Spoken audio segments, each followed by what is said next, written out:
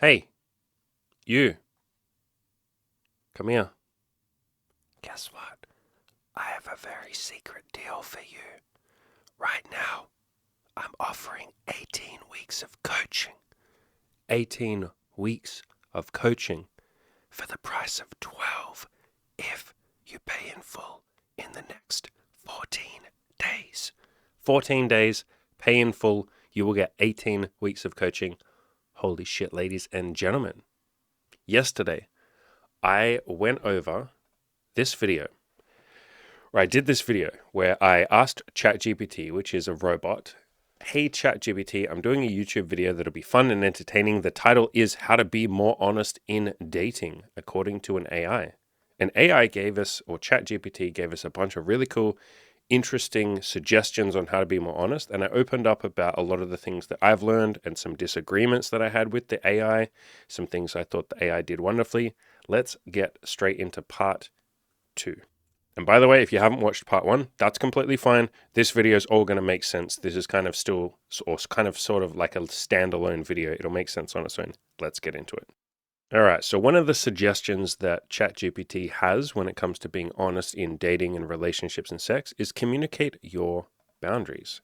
Everyone has boundaries, whether they're related to physical intimacy, time spent together, or other aspects of a relationship. And again, this applies to casual dating and casual sex as well.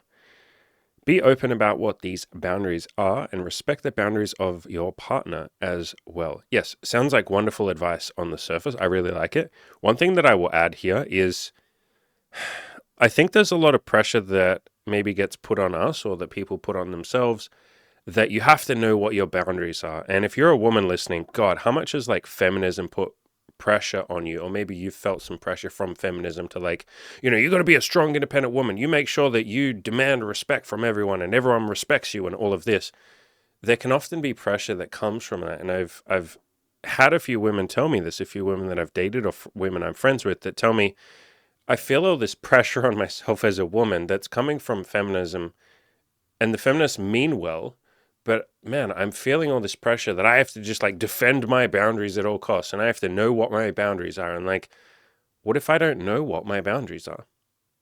And guys, you might be sort of feeling the same sort of pressure when I talk about honesty and when I talk about integrity, when I talk about knowing what you want and then going for that and screening for that. Sometimes you don't know what you fucking want. You don't know what your boundaries are. And this is something that I have gone through myself, especially in my relationship with Imogen, my girlfriend. We've been together for 5.5 years at this point, and she at the start had no idea what her boundaries were. I had some idea what my boundaries are because I'm much older than her. I've dated a lot of people, but a big part of our relationship was kind of figuring out the boundaries and what we were happy with, what we weren't, what we were looking for, what we weren't looking for, and that has evolved over time. And so it's not like you have to show up on day one of a relationship or casual sex or whatever it is, or a friendship or a business relationship. You don't have to show up on day one knowing what your boundaries are. You might not know. You might have no idea. And you can kind of go through this process of figuring them out as you go. Another thing to think about with boundaries is sometimes you don't know something is a boundary until it gets stepped over. In other words, sometimes it's not until that moment where you go a little bit too far that you feel like, oh, I'm not actually okay with this. I thought maybe I would enjoy this. I didn't think this would be a problem. But wow, this is actually, like bringing up some feelings that I didn't expect. And so I think a lot of the time there's this pressure that comes from like, make sure you enforce your boundaries, make sure you know what you want, make sure you're a strong, independent woman and a strong, independent man, and you don't let nobody walk all over you and you take shit. You don't take any shit, but you might not know. You might not know what you want. And so I like to say, if you have a boundary that you're already pretty certain on, hey, that's absolutely beautiful. Express that to other people, express that to yourself, do your best to, it's not about like enforcing your boundaries, but do your best to communicate those boundaries. A really good book on this, if you're someone that struggles with boundaries, which a lot of people are, there's a really good book called When I Say No, I Feel Guilty. And through the magic of pausing this recording, running into my bedroom, digging through my massive library of books, here it is. What a smooth transition. So this book here, When I Say No, I Feel Guilty, amazing book on assertiveness and having boundaries, I guess, in a way where you're still kind to other people. Another really, really, really good book for this is Byron Katie's book, I Need Your Love. Is That True? And in this book, she talks about how to have your own healthy boundaries and how to express those to other people, but still doing it in a loving way.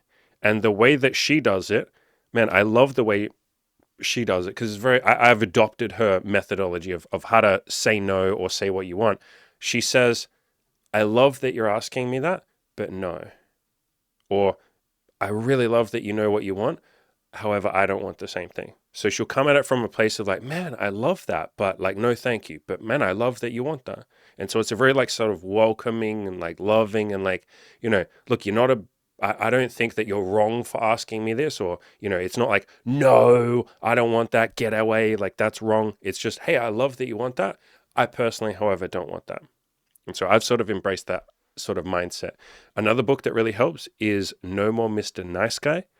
But those three books, I mean, God, you can read any of those three books. They're all like life-changing books, especially if you struggle with assertiveness, you struggle with having boundaries. So start with those books. Part of figuring out your boundaries can be just trying things, experimenting. It's not like, step back a bit. Like I said, people put a lot of pressure on themselves and other people maybe put pressure on you, or it can feel like they are, to have or to know what your boundaries are and then to be perfect with enforcing them. I said before that women get a lot of pressure on themselves, maybe from feminism. And again, I think, feminism, they're trying to do their best, but it can feel a bit of pressure. Imogen has expressed that. I've had other female, women that I've dated or female friends that have said, like, I feel a lot of pressure from feminism. That, like, ironically, they're telling me that I have to be this, like, strong, independent woman. But, like, if I'm ever not perfectly strong and independent, like, they're fucking yelling at me and telling me that I have to be like that. And so it's like, isn't that kind of going against my idea of just the idea of letting me just be my own independent person? You're kind of screaming at me to be independent all the time. It's like, leave me alone, please. Like, I love you, but just let me. And I think a lot of men, the same shit. A really good example right now, because it's relevant. I mean, it's not that relevant, but whatever. It's in the news right now. Andrew Tate is probably the male equivalent of like the passionate feminist, right? I'll phrase it like that. And so I feel like a lot of men feel pressure from, Andrew Tate, maybe the red pill, if any of you are familiar with that, is another good example. But from like masculine circles, masculine side of things, of like, you have to be this strong alpha male, which is the same thing that feminists say. It's funny that like those two groups kind of argue with each other and disagree when the messaging is basically the same. It's just like one's saying it to men, the other group is saying it to women. And I think generally they're coming from, I think they're trying to do their best. I think they're trying to help people. And I think for the most part, they do. The message can get a bit like messy sometimes. Anyway, so from that male point of view of like the red pill and Andrew Tate and people like that, I think from their side of view, from their side of things, they're saying the same message that like feminists essentially say, which is you got to enforce your boundaries. You got to be a strong fucking male or strong fucking woman. You got to know what your boundaries are. And again, I think that's like, or it can be a lot of pressure because you're like, oh, I have to always like be on. I have to always be ready to go. I have to always defend myself. I can never like let my guard down. No one can ever walk all over me. I got to have perfect, healthy boundaries. So like I said, I feel like maybe I've beaten this point to death by this point, but it's okay if you don't know what your boundaries are. You can just slowly work on them over time. And boundaries aren't so much about saying, screw you, nobody's going to hurt me. Like I have strong boundaries. It's about just sort of having the integrity, knowing what you want, knowing what you don't want. And then, either a book like this, When I Say No, I Feel Guilty, or the Byron Katie book, I Need Your Love, Is That True? You're basically just saying like, hey, look, I love that you want that thing. That's beautiful. That just isn't what I'm looking for. And so you enforce your boundaries in a sort of loving and, as ChatGPT says here, respectful way. And if it's worth saying, if your partner steps over boundaries, like they do something that you then realize is against your boundaries, if you want to, be loving with that. Like, I've just found it incredibly beneficial to never say, or I do my best to never say, that the other person is like bad for stepping over my boundaries, or they're trying to screw me over, or they hurt me, or how could you do this, or how could you disrespect me like this? God, how many times have I heard that where a guy's like, this woman disrespected me, and it's like, maybe she didn't even know that you have that boundary. She didn't disrespect you. She didn't know. And so a lot of the time I find if you just meet in the middle and say, hey, like this is something that's important to me. How can we have a win here together? How can we solve this problem? Like, how can we both be on the same team here and solve this if they're willing to?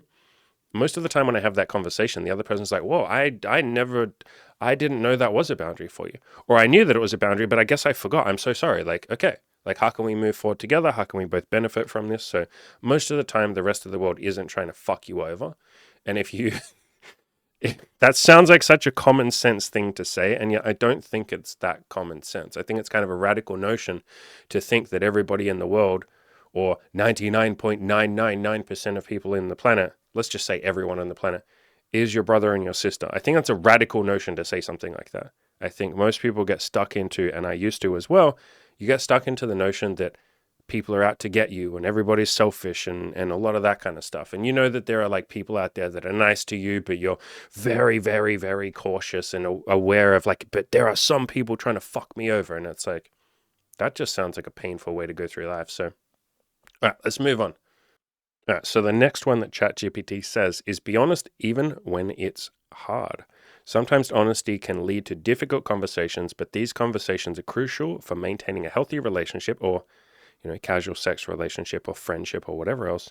If you need to bring up a tough topic, do it with kindness and respect. Yep, I will underline here something that you probably know I'm going to say next. Pause the video and see if you can guess what I'm going to say next. Give yourself permission to suck. If a conversation is challenging or you're worried about how to phrase something or you're trying really hard not to hurt the other person, especially if you read this last sentence, like do it with kindness and respect.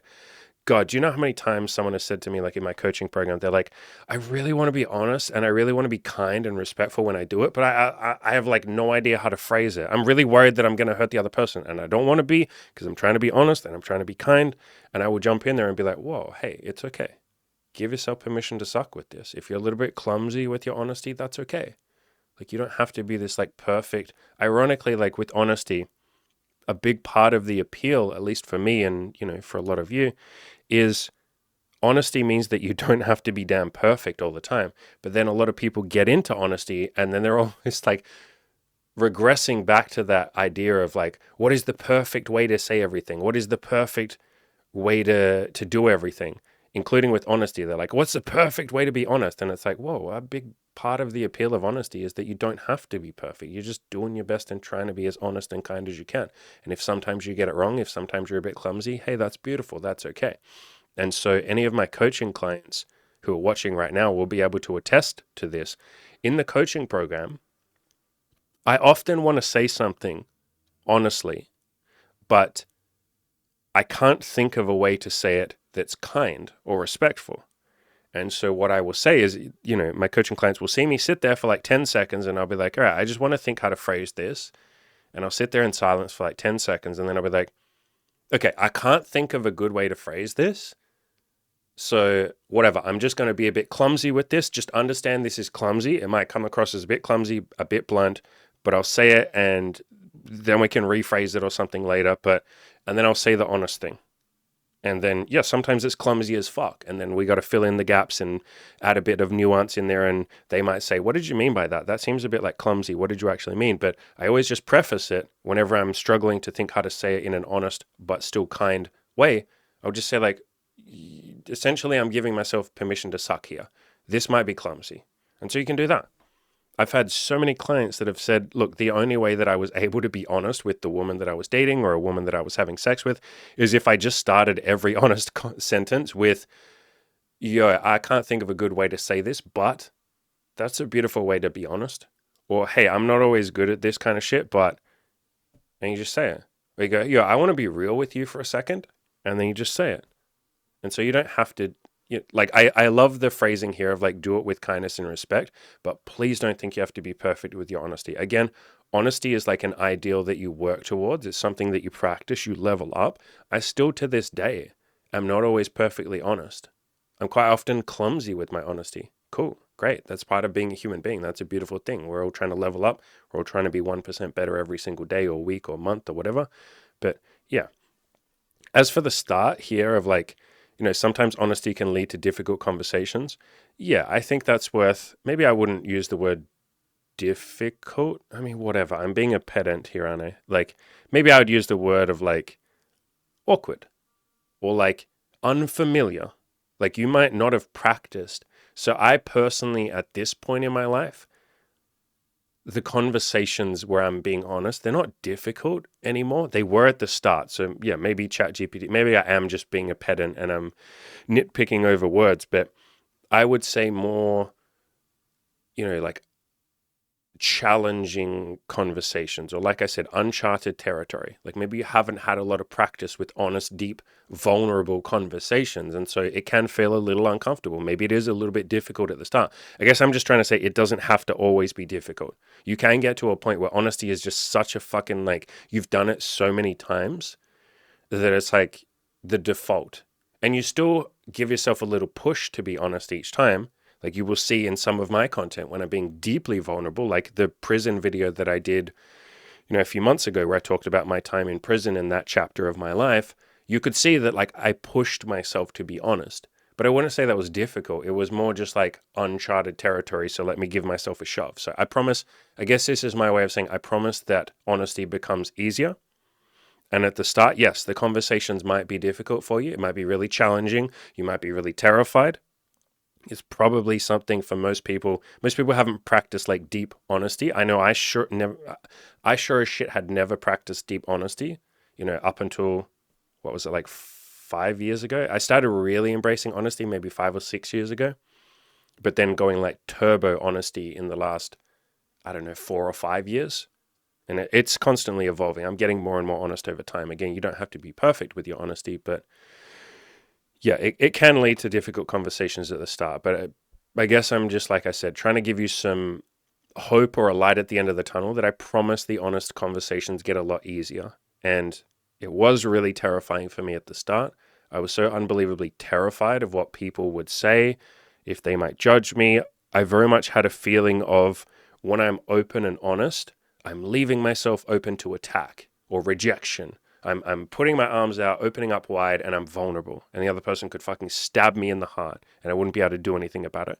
There is that feeling at the start, but the more you practice honesty and the more that you see that 99% of the time, it's not just well received, it's beautifully received. Like so many times the other person will say, holy shit, thank you for being this honest. You know what? Fuck it. I'm going to tell you something that I haven't told many other people. And then they lay out their thing with you. And you go, holy crap, like this is a beautiful moment that now only exists because I chose to be vulnerable. I chose to go first. I chose to do the scary thing because fuck it, I don't like holding everything back. And so honesty can be this beautiful like opening of a door, an opening of a gateway for yourself and for other people, but it can be a little scary at the start. And it can take a little while to get to that point where you're able to be that honest. And essentially that's building trust. It's not just building trust with the other person, because yes, it is obviously that, but it's building trust with, I don't know, it's almost like you're building trust with the universe, with life. Like you're basically showing yourself that 99% of the time, nothing bad happens when you're honest and when you're open and when you're just real. But at the start, you might not believe that. Like when I sit here and tell you guys and girls like, hey, honesty has been amazing for me. Maybe you guys and girls want to try it yourself. There may be all these sort of, not limiting beliefs, but like resistances that pop up, these stories, these, memories of like, well, Andy, one time I was honest and it went like this and it was horrible. Like, some of that stuff sort of comes to the surface. It did for me too when I first heard of this idea of honesty, which I heard it from a few different people. Caleb Jones talked a little bit about being upfront. Mark Manson talked quite a lot about being authentic and all of that kind of stuff. Good Looking Loser. He never talked about honesty, but he did talk about being upfront, and which is basically the same thing. And so I had a lot of resistances come up when I heard those people or read those people and the things they were talking about. I was like, no, well, one time I was honest and look where it got me. And, in my past relationship, I thought I was honest and I was, and like blah, blah, blah. And I had lots of like not limiting beliefs, but like disagreements. I had lots of evidence. I shouldn't even put it in quotes because it was evidence at the time. I had evidence that what they said in my mind wasn't true. I was like, but look at all these counterexamples. And with time and with practicing honesty more, I realized, oh, fuck, I wasn't actually being honest with people back then. I thought I was. Or maybe I was being a little bit honest, but there was a whole lot of deception there, a whole lot of holding back. And those were just my clumsy first steps. And my first steps with honesty were so clumsy that, like, yeah, I'm not surprised that it didn't go well. And in hindsight, it did go well. I just didn't get the perfect magical outcome that I wanted, right? What I hoped was, if I'm a little bit honest, then everybody will do everything that I want all the time, and they'll be perfectly honest back with me, and it will be sunshine and rainbows, and we'll link arms and skip off into the sunset.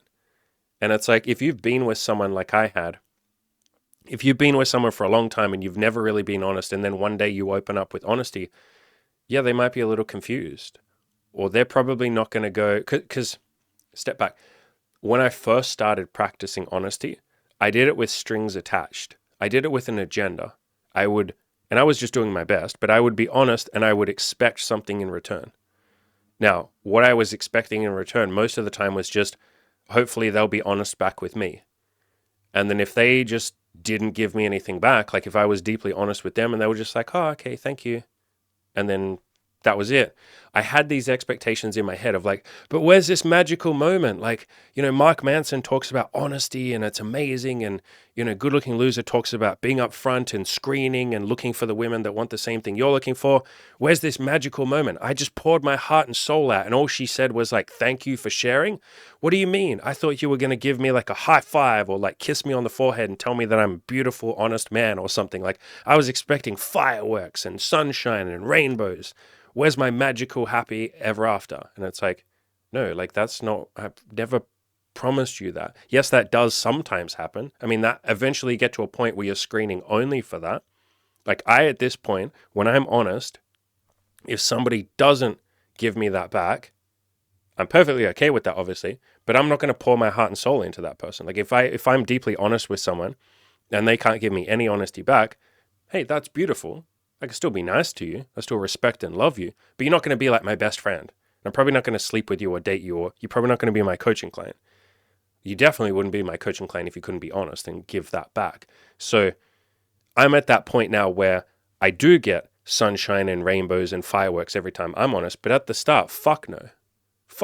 And so there were plenty of times where I was honest and nothing really came back. Now, something did come back. It was me practicing my honesty, and that's beautiful, and that's a reward in itself. But the point that I guess I'm getting at here is, at the start, yeah, honesty isn't some amazing magical cheat code that means that everybody in the world gives you everything you want. No, honesty is about you and how you feel when you look at yourself in the mirror, and how you feel when you lay your head down on that pillow at night and you go to sleep. And you ask yourself, or you think about whether or not you're happy with the decisions that you've made today or this week, you're happy with who you are as a person. And I just found the more honest I could be, the more I was able to look into my own eyes in the mirror and like what I saw. Or the easier my head was able to rest on that pillow at night, at the end of the day when I was contemplating all my decisions. Honesty just felt nicer for me.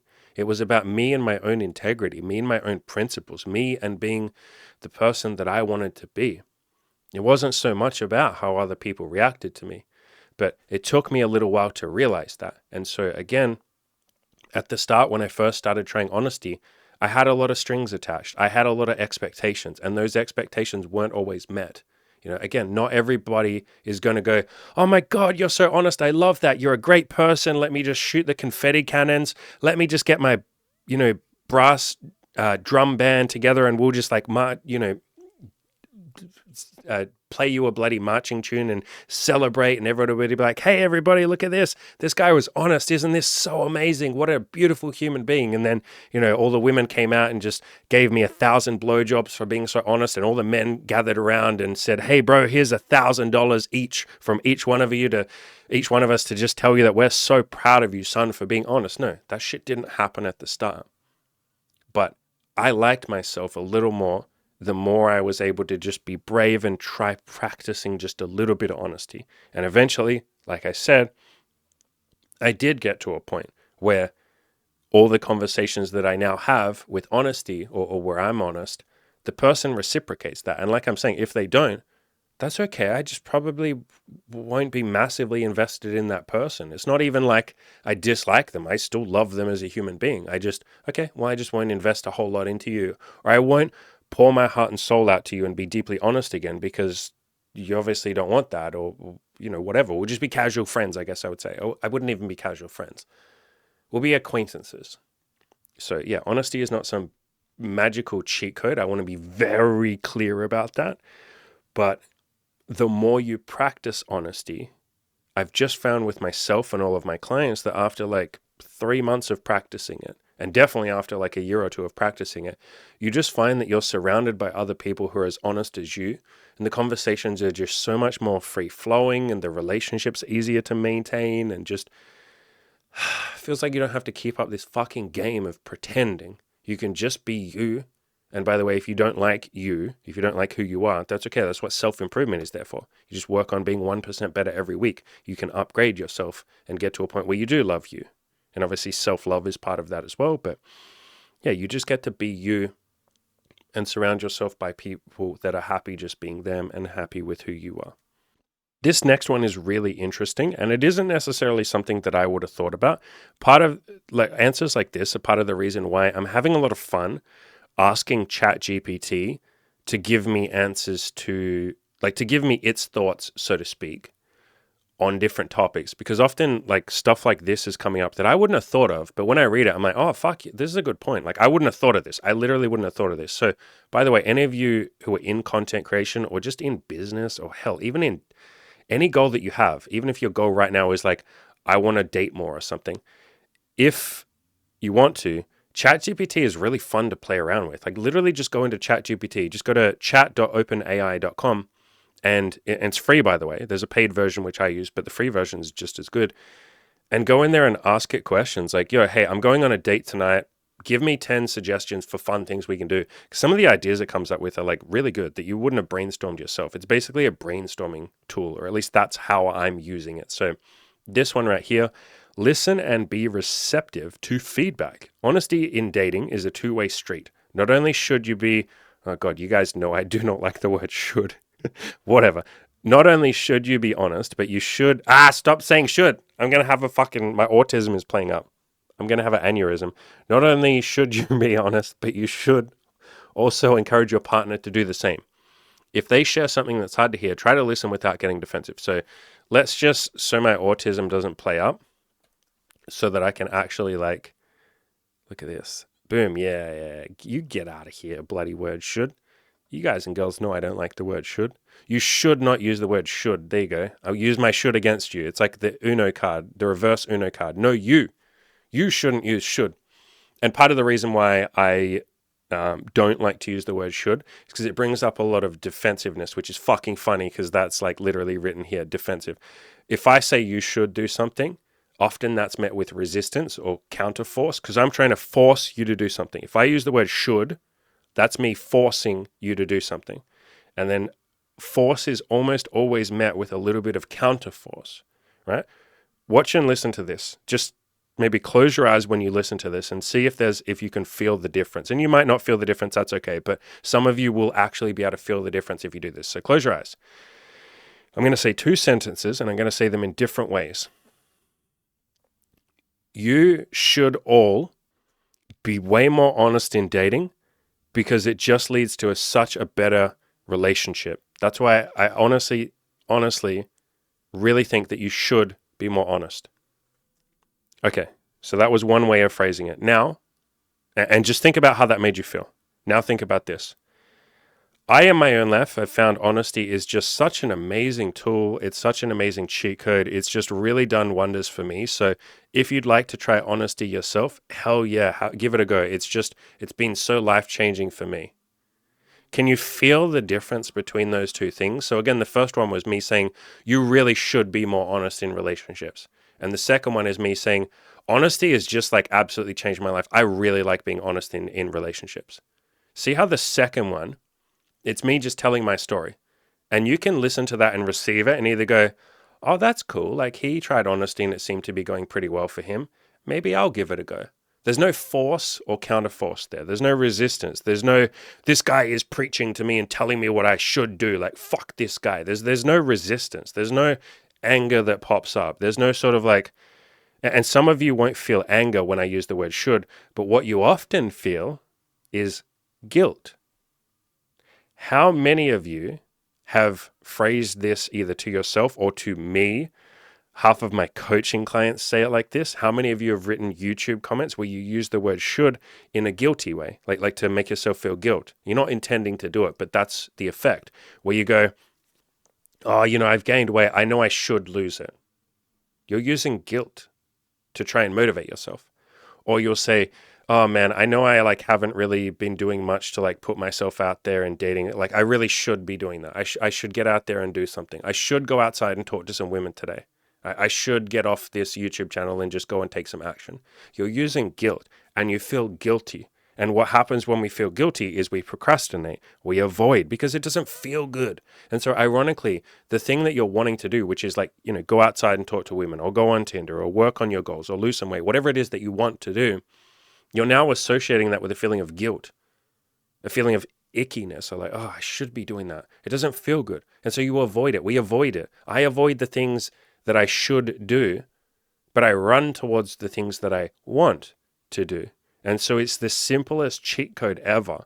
But if you just rephrase things, instead of you should be honest, or you should be out there talking to women, or you should be losing weight, if you just rephrase it and ask yourself, do I want to do those things? Yeah, I kind of do want to talk to women because I would love to meet a nice woman. That'd be amazing. Yeah, I want to. Now you're fucking fired up. Now you want to go outside. Nobody's forcing you to. You're not guilt tripping yourself into doing it. And there's less resistance. There's less feeling of oh, I know I should, but I'm going to procrastinate. When you say the word should, you're basically guaranteeing that you will procrastinate. Because if you really wanted to, you'd already be fucking doing it, or you'd be talking about wanting to go and do it. You'd be talking about how do I take the next step. The word should is something that we insert to procrastinate. Literally, anytime I hear someone say, I should do this, I'm like, yeah, you're not going to do it. You might in the future, but you're not going to do it right now. Otherwise, you'd say, hey, I've just gone and started doing this damn thing. You wouldn't be saying, I should do this. So I know we went on a big side tangent there, but that's one of the reasons why I don't use the word should, why I don't say you must or you need to. And if you listen to everything that I say, and to be clear, I used to use the word should. So if you go to my blog, plenty of the articles I use the word should. And I would love if any of you go back and read some of the old articles. And I've had a couple of people tell me this. In fact, Taylor, who's one of the coaches in my program, has told me this multiple times where he said, dude, it's amazing, reading your old articles versus listening to you now. I literally could feel the force that you were trying to use in your old content. You were trying to force me to do stuff. Whereas now in your new content, you're just telling me what's worked for you. And if I want to do that, that's beautiful. If I don't want to do that, that's beautiful as well. And I actually, ironically, feel more compelled to take action because you're not being forceful. And now I don't have to argue with you or feel guilty because I'm not doing what I should be doing. I can just read your shit and go, hey, yeah, maybe I'll try that. Maybe I won't. My life will be beautiful either way. And so ironically, I actually have more of an impact when I don't use the word should. Literally, I am a better coach. My clients get better results. You, the audience here, are more likely to take action if I don't use the word should. And that's not the reason why I stopped using the word should. I stopped using it because it didn't feel good for me. I felt like I had to force everyone and convince them and have compelling, big, amazing arguments and debate and argue against other content creators and different philosophies and be like, well, who's right? And I used to get so many threads like this, so many comments where people would be like, hey, Andy, this other content creator said this different method. Who's right? Is he right or are you right? And I never got caught up in drama, but people often wanted me to. And so they'd be like, hey, Andy, this other person disagrees with you. Like, you should go and debate him. And it was this feeling of like force versus counterforce, resistance and procrastination and should and guilt tripping and all of those feelings that don't empower us to go out and actually take action, ironically. And so as soon as I dropped that, I just felt this unburdening, this lightening of myself. And I was like, oh, I don't need anyone to do anything. Like, I don't need you guys and girls to follow my advice. I don't. But I used to think that I did. Back when I was using words like should and you must and you need to, I felt a sense of neediness every time I would say that. When I would say the sentence of you should do this, I felt an attachment to the outcome. And a big part of this channel and this community is like non-attachment, which is a very Buddhist philosophy. It's also talked a lot about in circles like the Red Pill, I know talks about it quite a lot, where it's like, can we be non-needy? Can we be non-attached? Can we be outcome independent? Stoics, like Stoicism, they talk about that as well. Like I said, Buddhism, that's a very strong core part of Buddhism, is like not being attached to the outcome, not needing anyone. Byron Katie talks about this all the time. She's one of my favorite Stoics. And she talks about this all the time. Like, what if you didn't need anything from anyone? And so as soon as I dropped the word should and need to and must and have to and listen up, you got to do this, otherwise you're going to have a shit life. As soon as I dropped all that, and I haven't perfectly dropped it, I still from time to time can be a little forceful, and I'm doing my best to let go of that as well. Or any of those moments I'm doing my best to let go of, but letting go of 95% of it. There you go. As I've let that go, I've just felt less attachment to what you guys and girls do, which ironically allows me to help you more, because now I'm not so caught up in the minutia of who listens to me versus who doesn't. It's like, if you don't listen to me, that's beautiful. If you do listen to me, that's beautiful. I'm just out here spitting the things that have helped for me and helped my clients, and that's all I'm ever really doing. So long tangent here, but that's why I don't use the word should as best as I can. It might crop up from time to time, but I try not to use it. All right, can we actually answer the fucking question or reference what was said here? So honesty in dating is a two-way street. Not only does ChatGPT like to be honest, but ChatGPT also encourages its partners to do the same. There you go. That's how I'd rephrase it. Yeah, 100%. So, and it's not necessarily about forcing the other person to be honest. Some people really want to be honest, but they just haven't practiced it, in which case, yeah, encourage them. And so I love the word ChatGPT is used here, like encourage. Hell yeah, like encourage them. Just don't have expectations that everyone is going to be able to be as honest as maybe you are, especially if you're someone, like I still have to remind myself from time to time now, where I will want a client or I will want Imogen or I will want a girl that we're dating or sleeping with. I will hope that they can be more honest, and maybe they're just not ready to yet. And then I remind myself like, hey, Andy, you gorgeous, bald-headed fuck, you weren't always honest. For most of my life, I wasn't honest. And so if this person is taking a little bit of time to get there, or maybe they never get there, hey, that's beautiful. That's their journey. Ed, who's one of the coaches in our coaching program, he has this great quote that he says all the damn time where he's like, everybody lives life at their own pace. Everybody lives life at their own pace. And I remind myself of that quite a lot when I'm hoping that someone can be honest, but maybe they're just not ready to. Like, honesty can be scary, right? Like I said before, it's a leap of faith. I look at honesty like a leap of faith at the start. You don't know what will happen. Now, I'm here to tell you, like, I promise you, 99% of the time, honesty is really well received, but you don't know that. Right? Like you haven't tried it yourself. It's one thing to hear me saying it and logically understand it. It's a whole other ballgame to actually have some skin in the game and be doing it yourself. When you now have something on the line, or you perceive that you have something on the line, you're like, but what if this person doesn't like me and I lose them? That's what you think you have on the line. Or it might even be what you have on the line. It feels like you got something to lose, or it can feel like that. And so that can be a scary thing. And so I guess to circle it back to what ChatGPT has written here, encourage your partners or your friends or your bosses or your workmates or whatever it is. Yes, encourage other people to be honest. Like I would even phrase that as give them the opportunity to be honest. Like tell them, hey, if you ever want to be honest with me, if you want to open up, I'm here, I'll listen. I promise I won't judge. I'll do my best. Like if you would like to talk, I'm here. That's usually more than enough. Another thing you can do is you go first. If you want the other person to be honest, you fucking go first. Like, that's your responsibility, or at least it's like your agency, rather than sitting there and going, I hope my partner, or I hope this person that I'm sleeping with, or I hope my colleagues, right?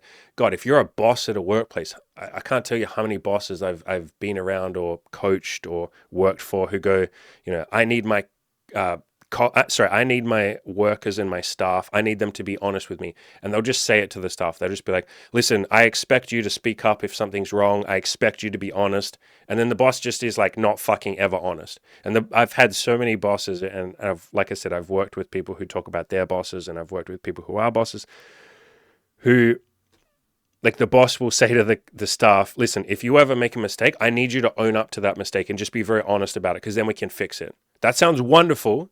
But then the boss will never own up to his or her own mistakes. And so what you're teaching the staff is, hey, I'm expecting you to do something that I'm not willing to do myself. And so it's like, fuck no, son. If you want, oh my God, how many parents do this? How many parents do? I feel like this is, and parents are doing their best, but I feel like this is probably like fucking 70%, 75% of parents who are like to their kids, okay, God, let's be honest. It's probably like 95% of parents, right? Like, even some parents right now will be listening and like giggling to themselves. How many parents say to the kids, listen, you're never allowed to tell a lie. I'm laughing as I think about it, because, how many parents say you're not allowed to tell a lie, and then the parent will just like immediately lie to their kids all the time. But it's like, but you're never allowed to tell a lie. Okay, so did you tell your kids that Santa isn't real?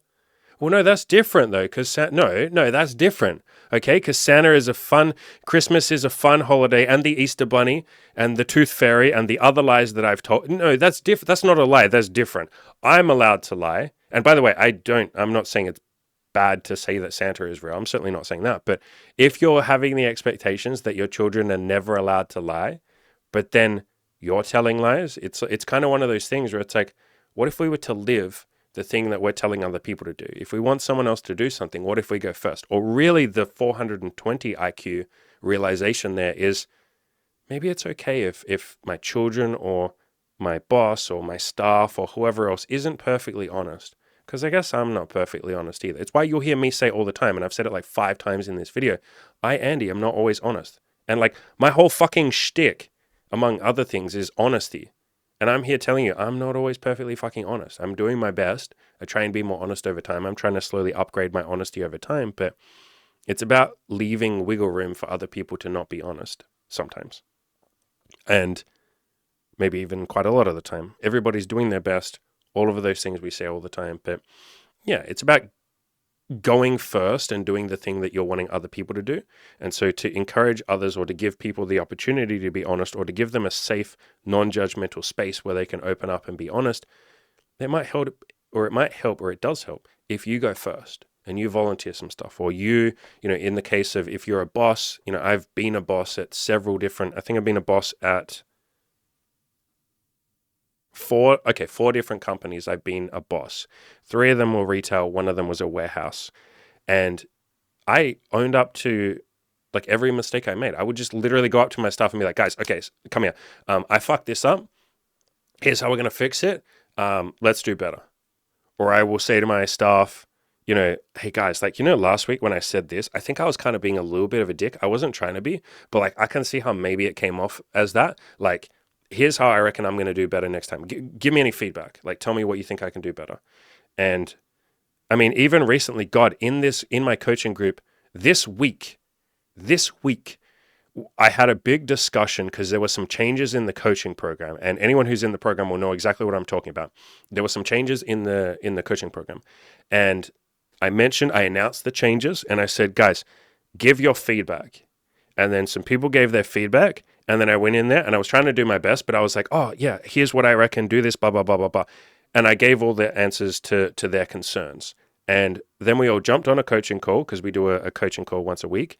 And we're all on the coaching call, and one of the guys in the group, he wouldn't mind me saying, Ed, who's a coach in the group, said, hey, Andy, I think you did a good job with your replies. I think you were doing your best. I can see where you're coming from. However, it could have sounded like what you were saying, like Andy, what you were saying, it might have sounded a little bit like you were trying to just steamroll over people. And Ed, felt that you weren't fully leaving room for other people's like emotions or experiences. It was kind of like you were trying to fix it, but you didn't like fully give room for people to see how they feel. And I've had that happen in the past, and it felt a bit like gaslighting. And I know, Andy, you were not trying to fucking gaslight. I know that's not who you are, but it could have been perceived as that. And so I received all of that, and he said all of that, and I was like, yeah, man, I can see how that might have come across as gaslighting. Yeah, dude. Yeah. Fuck yeah, man. Like, you're right. Okay, I think here's what I meant to say. Here's how I can do better. Bro, I'm so appreciative that you told me that. Like, fuck yeah, man. Like, I agree. I could have done way better on that.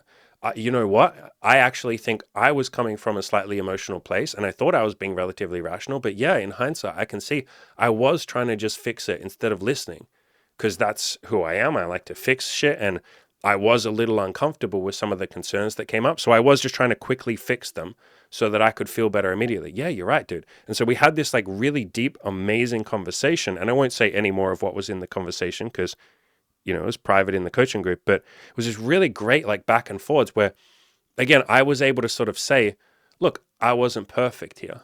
Like I tried to be, I was trying to do my damn best, but yeah, I wasn't fucking perfect. And so if you can embrace that idea of like you going first, and maybe if you're not perfect with something, admit that. If you ever and I don't believe in mistakes, but like if you ever think that you could have done something better, right? And the reason I don't believe in mistakes is because I think everything's a learning experience. I don't believe we ever really fail as long as you learn something from it. So we'll call it like a learning moment, an opportunity for doing better, an opportunity for growth. So if you have one of those moments, admit to it.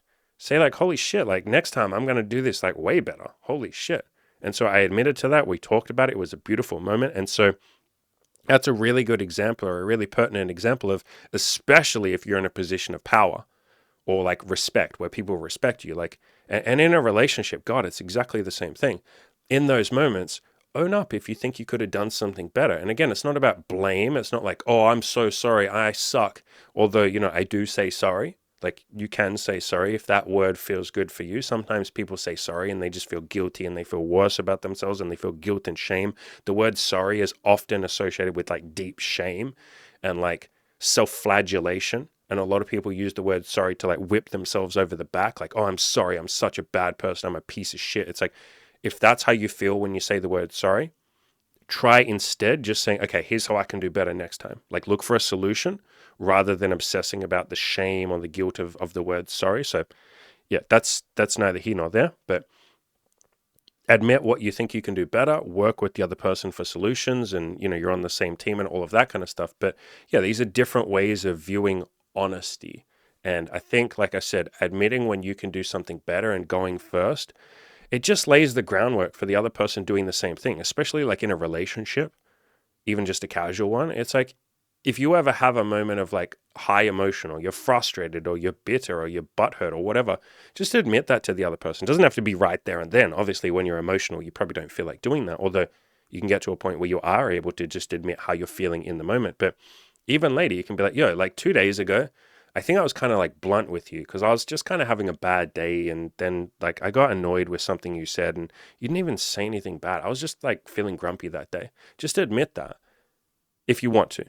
And then the other person has an opportunity next time they're emotional too. And they can go, you know what? Fuck it. You've laid the groundwork for honesty. And now I can be honest back when I'm feeling the same way. And honesty is not just about things where you think you could do better. You can be honest about feelings and praise and, hey, I really like when you do this. Honesty is a really great tool of like rewarding the person for the behaviors that you like. Honesty and praise and encouragement, like verbal encouragement, verbal praise, is a love language. It's called like words of affirmation. It's literally a way to like encourage the other person. Hey, I love this thing that you do. It's almost like you're training your partner. And I don't mean that in a nefarious way, but your partner trains you as well. That's a big part of a relationship, especially if you're going to be together for a while, but even just in a casual relationship, if someone comes over and they cook you dinner, fucking praise the shit out of them. Be like, holy shit, this is amazing. I can't believe you just made me dinner. This is the sweetest thing ever. Holy crap, like you went to all this effort. This is amazing. And then they're going to go, wow, that felt good. Now I'm going to cook them dinner again because they made me feel good when I cooked them dinner. And then you do something nice for them and they praise you and they go, holy crap, I loved when you, I don't know, listened to me and gave me a cuddle and made me feel better. Like that really meant a lot to me. And you're like, damn, now I want to do that again. So you can be honest with praise. You can be honest with things that you think you could do better. You can be honest with how you're feeling. There's so many different things to be honest with. But yeah, I really love this idea of like, it's a two-way street. Now that caveat there, you can't force the other person to be honest, obviously. And I think the final thing they talk about here, or ChatGPT talks about here, if someone shares something that's sort of hard to hear, try and listen without getting defensive. Yeah, and you won't like be perfect with that. Like eventually you can get to a point where you're not like perfect, but literally this morning, Imogen and I were walking and we had a conversation where she shared something and my ego kicked in and my ego was like, nope, she's wrong. Like I'm not wrong. She's wrong. Like my ego just like jumped in, which your ego loves to have a little, share of the spotlight from time to time, doesn't it? All of our egos love to just have a little bit of, they love to flare up and be like, no, you're wrong. I'm correct. You're dumb. I'm smart. Like your ego loves to have a little go of like running the show sometimes. And so my ego jumped in and wanted to control the narrative. And so I just took a deep breath for about 5 seconds. And then I was like, oh, look at you, ego. I know you're trying to do your best, Mr. Ego, but it's okay. I love you, ego. I got this. I'm going to run the show. I'm listening to you, ego. It's okay. It's okay. Everything's okay, but Andy's just going to run it from here. You're okay, ego.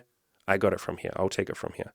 And so we just had this conversation where I was like, yeah, I understand. I don't think what you're saying is what I was doing. Basically, she was sort of unhappy with something that I was doing. And I said, personally, I don't think I'm doing what you think I'm doing. But absolutely, I can see from your point of view how it would look like that. And if I'm honest, and I took a deep breath and took a pause, and I was like, if I'm honest, if I was you, I'd probably think the same thing. So it's not even that you're wrong. I just think, yeah, I'd probably think the same thing. And we talked about it for about 10 minutes. And at the end of it, she gave me the biggest fucking hug ever. And she cried a little bit because she's a lady and ladies cry a lot. I'm half joking, but I'm actually telling the truth. A big part of our relationship, or a big learning lesson in our relationship, which I learned in probably the first 2 years, is like some women, I'll phrase it like that, some women cry a lot. And Imogen is one of those women. And I used to, for the first year or two of our relationship, I used to think it was a bad thing if she cried. I thought like, oh shit, something's wrong.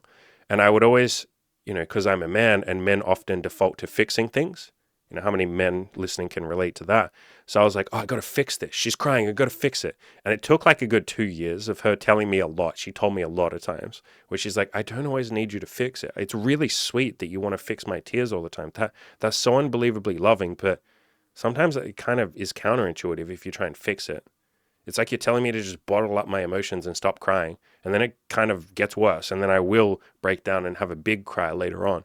And so it took probably, like I said, 2 years before I got to this like stoic point where I was like, oh, if she's crying, like that's a beautiful thing. That's her processing her emotions. So little cheat code for any of you out there listening, any of you women listening who feel like bad if you cry. It's like, no, it's like part of you dealing with your shit, right? And like any guys listening, you don't have to fix their emotions. It's beautiful that you want to. I'll be very clear about that. That's a fucking amazing thing. But I think as men, if we as men cried, like sad tears, not happy tears, not joyful tears, but if we cried like in a sad way, I think we would be like, whoa, something's really wrong. Like, holy shit. Like it's a little bit helpless and hopeless if you're crying. Like that's some like your wife died kind of shit. You know what I mean? Like if my buddy is crying, I'm like, whoa, bro. Like I love you, man. I'm here for you. What do you need, man? Like I'm here. I'm fucking focused on you, bro. What do you need? Like there's something going on if a man is crying. Whereas for women, it's like, bro, that crying is how they release some of their tension in the same way that men might get angry to release some tension. And so that kind of flips as well. Like lots of women look at men getting angry and they're like, toxic masculinity, that's so bad. Like, how can you get angry? And for a lot of guys, especially if it's like anger in like a competitive environment or something, like a lot of the way that we release our tension is we'll go and play some fucking sports really aggressively, or we'll yell at the TV when we're watching sports. Like that's our release. And so there's sort of like a misunderstanding there from both genders, I guess, where they're sort of not fully understanding how each gender releases their emotions. And obviously it's not every man gets angry and every woman cries, but generally speaking. So I forgot what the fuck I was talking about before then, but what was I talking about? Defensive. Yeah, so basically like my ego this my ego this morning with Imogen when she said, you know, Andy, I feel like you've been doing this thing. I wanted to get really defensive. My ego jumped up and was like, no, fuck her. She's wrong. Like, let's defend. Let's defend. She's attacking. Let's defend. And I took a deep breath and thought about it. And I was like, no, you know, she's not attacking. She's just stating her truth. She's saying how she feels. And I was able to take a step back and just listen and reward her honesty and say, and I always say this, I trained this in her from the start so deliberately. And it was really hard to do at the start. But, you know, in the first year or two of our relationship, every time she would share something with me that was hard to hear, or my ego and my defensiveness sprung up and I wanted to defend, I would make a fucking conscious point, and it was really hard. I had to force myself. I didn't have to force myself. I wanted to force myself to do it. So I did kind of have to force, I guess, but I wanted to. I forced myself. I pushed myself to say to her, and I would often take a big, deep breath and I'd be like, whew, whew. I'll be honest, that was really hard to hear. I didn't want you to tell me that. But I am so glad that you told me that. Thank you for telling me that. I'm really glad you told me that. Now, I need a couple of hours to go and like figure that out. I need to go away and be by myself for a little bit because I'm feeling all sorts of fucking emotions from what you just told me.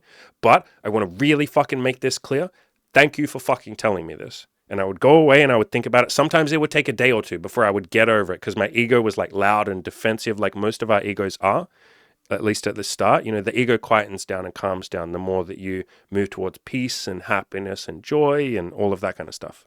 But my ego would flare up. I'd go away for an hour or two and I'd come back and sometimes even the next day, and I'd be like, I really appreciate you telling me that. Like, yeah, I was really annoyed when you first told me, but thank you for telling me that. And we had long conversations where I'd be like, look, I know that my initial reaction seemed like I was hurt and I was annoyed and I didn't like you and all of that, but I'm really glad you told me this. Like, please keep telling me this shit. And I was so persistent with saying, thank you for telling me this. I said that like thousands of times to her because there were a lot of things that she opened up with that she didn't want to tell me because she knew that it might hurt me or that I might get annoyed. And over time, the more we practiced this, she got to a point where she was quite comfortable just telling me shit. And my ego jumped up less and less and less over time. And now when my ego jumps up, like I said this morning, my ego jumped up when she told me something. But the ego jumps up for like 10 seconds now. And it's so much quieter. It's not like aggressive. My ego isn't like dominating. Now my ego just pops up and goes like, whoa, how dare she say that? And I'm like, well, ego, it's okay.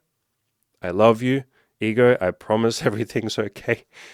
It's okay. I got this. I promise you I got this. It's okay. I'm listening to you, ego. I'm not telling you to just shut up. I'm not, saying shut up and don't be defensive. No, I love you, ego. Everything's okay.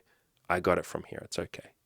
And so it's a lot more of a gentle ego now. My defensiveness is a lot more gentle than it used to be. It used to be really fucking aggressive and last for like several days. Like I said, I would sometimes need several days to calm down after she told me something or a client told me something or a family member, like anyone. I was getting triggered all the time, like most of us do, right? But over time, it gets a lot easier. And so you can get to a point where you're not so defensive. And so I really do encourage any of you, even just a casual relationship, or any of you who have staff that work for you, if you're in a company or a business or whatever, oh my God, like praise the fuck out of your staff if they tell you something you don't want to hear. Like to the point where I'd even give them a fucking hug. And if it's a workplace, ask before you hug someone. But give them a fucking hug and be like, no, seriously, like you need to understand how fucking grateful. Maybe don't swear in the workplace, whatever. I've sworn in every workplace I've worked at, but be like, I'm fucking grateful that you told me this. Like seriously, I know this must have been really difficult for you, and that can help as well. Acknowledging that this was probably hard for the other person. So whenever someone tells you something that's hard to hear, imagine how difficult it must have been for them to fucking tell you and empathize with that. Like now you're on the same team. You can go, hey, it was hard for me to hear that. And I'm sure it was hard for you to tell me. So we both just did something that was really difficult. Like, yay us. Like, give that person a high five. Be like, yay us. Look at us. You did something difficult. I had sat through something difficult. We're a fucking team. We're a couple of fucking soldiers. Like, look at this shit. We're fucking troopers. This is some good shit. And so praise the living shit out of someone who tells you something difficult. Like, praise the fuck out of them. And eventually you get to a point, and I've been blessed to have this in the workplaces that I've worked at. I've just praised the fuck out of people who tell me difficult shit, who give me feedback that they don't want to tell me, who tell me when they think that I'm doing something maybe not as well as I could be doing it, or that I've hurt their feelings, or that I've been a little too forceful, or that I've put pressure on them, or something like that, or they think I could have worded something better. When they eventually open that up to me, like I said, Ed, my fellow coach, did in the coaching program like a week ago. And I was like, bro, no, this is good shit. Thank you for telling me this. And I had defensiveness when he first told me. My ego was like, ugh, why can't you just make this easy on me? Why are you telling me this? Like, that's what my ego said. But the words that came out of my mouth were, fucking thank you for telling me this. So I promise this gets easier the more you practice it. It does. You get to a point where like hearing the things that is difficult to hear becomes just like normal. You've done it so many times that like, yeah, your ego still speaks up a little bit, but like, whatever, that's just what happens all the time.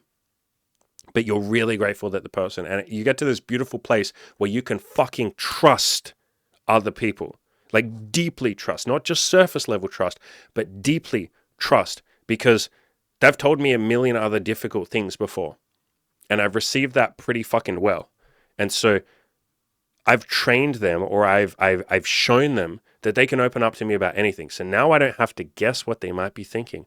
I don't have to guess if they're hiding something from me. I don't have to guess if they're, cheating on me in the background. I don't have to guess if my staff secretly don't like me and they haven't told me. No, they'll fucking tell me, because they've told me 20 times before, and I received it as best as I could, and I encouraged them. And by the way, if you don't receive it well, which I didn't at the start, especially in my relationship with Imogen, when she would tell me stuff that I didn't want to hear at the start, I would have a negative reaction. There were times where I was even snappy and I was like, I don't want to hear that. Why are you telling me that shit? Like literally I would do that sometimes. And then I would just calm down and I would go back like either the next day or sometimes even a week or two later. And I would say, listen, hey, can we talk about that? Because I know I snapped and I know I made it seem like I don't want you to tell me that, but that was just my emotions. I do want you to tell me that. And now I realize I might have just inadvertently made it even harder for you to open up to me. I get that. I snapped at you. Your gut reaction is now probably, well, fuck you. I'm not going to open up to you. You had a bad reaction. I really understand that. How can we have a win here? How can I encourage you, and how can we work together so that next time, like what structures do we have to put in place? What do we have to change so that you do feel more able to tell me something in future? I know I had a bad reaction, or not bad, but like I know I had a snappy reaction. What do we have to do? And one of the things that we did was I said to her, okay, I can't trust myself to react well when you tell me something that I don't want to hear. But oddly, if you write it down on a piece of paper and give me that paper and then you go away, if I'm just reading it on my own, I'm then free to have whatever reactions I want to have and they won't affect you. So I can get snappy. I can read it and be like, fuck this bitch. And that's okay because you're not receiving that. You don't hear that. I'm reading it by myself. And plus when it's written on a piece of paper, somehow it has less of an effect. It makes me less emotional. And so we did that for a period of time. There was like a 6 month or 1 year period where everything that she wasn't fully happy with, or the emotions that she was feeling, or some things that maybe she was struggling with, because a lot of the time it wasn't even that she was, unhappy with anything I did. It was more just she had some emotions or something. She was dealing with her own shit and she wanted to just express that to me. I was able to receive that really well if it was written down. And then I didn't feel defensive, or I didn't feel like, and it's not that I was defensive. A lot of the time it's more just that if she would share shit with me, I was going through a lot of my own stress. And so I had a feeling of like, oh God, I love you. I want to be there for you. But like, I really don't have time for this, or I'm dealing with a lot of my own shit. But if it was written down on a piece of paper, I could read it at my own leisure. I could be a lot more calm, and it didn't matter how I reacted because she didn't see it. And so I could read it, maybe I could have a defensive reaction, and then I could just calm down and then go back to her a couple of days or a couple of hours later and be like, hey, I really appreciate that you wrote all this down. Here's my answers to all of this. And sometimes she didn't like the answers that I gave back. So I could just write my answers fucking down and then hand her the answers and she could do it. So if that's something that benefits, or you feel like that might benefit you in a relationship or a casual relationship or in the workplace or friends or family, God, just write it down on a piece of paper. That's something that I've done in lots of my workplaces too. One in particular, I worked at this, like, I guess you'd call it like an IT help desk, sort of. We'll just call it that. And I was a manager there, or like a team leader, whatever. And I would constantly ask all of my staff, basically I'd ask every person at least once a week. I'd be like, hey, how are you getting on? Are you enjoying the job? Is there anything that I can help you with? Is there anything you're unhappy with me, with any of the other team leaders, with the CEOs, like the company managers, the CEOs in particular? Like, is there anything we could do better? And I promise if you tell me, I'll keep it anonymous, especially if it's about someone else, like another manager or something. I'll keep that anonymous, but I will pass it on, or I can not pass it on if you don't want me to. And I would ask these questions constantly. I'd basically just say, I'm checking in, how you going? And people would be very honest with me. They were pretty good. But I found if I just got people to write it down, like I would say to people, I set up this entire system of like, and it's funny because the CEOs, they kind of wanted to do it, but they also kind of didn't want to do it. I had to kind of push it. And I was like, no, trust me. If you let me, and I'll do this for free, I'll do this on my own fucking time. It's not going to affect the company, but let me set up like a feedback system where people can anonymously submit feedback. And I'll have a list of questions in a section where they can write whatever they want. Oh my God, I got some honest feedback. Shit that even though I had asked people like 50 times, hey, how's it going? You can tell me anything.